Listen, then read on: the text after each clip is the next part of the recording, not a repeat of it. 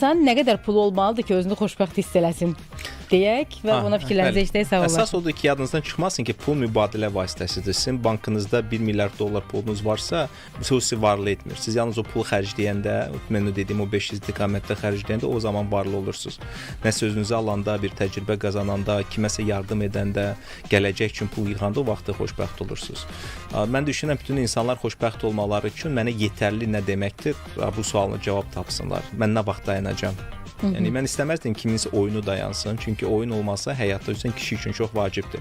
Kişi daim olaraq biz təbiətdən ovçuyuq da. Bizim ömrümüzün axırına kimi nəyinsə ovuna çıxmaq lazımdır ki, biz cavan qalaq, testosteronumuz olsun, sağlamlığımız olsun.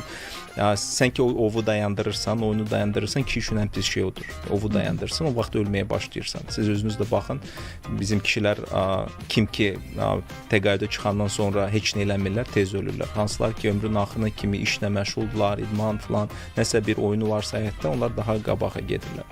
Ona görə pul strateji olaraq düzgün istifadə etsəniz, o sizi xoşbəxt edəcəkdir. Düzgün istifadə etməsəniz, hedonistik ləzzətlər arxasında qaçsanız, təəssüflər olsun ki, siz sadəcə bir aludəçi kimi qısa dopamin heyranı olacaqsınız və bu sizi heç vaxt xoşbəxt etməyəcəkdir.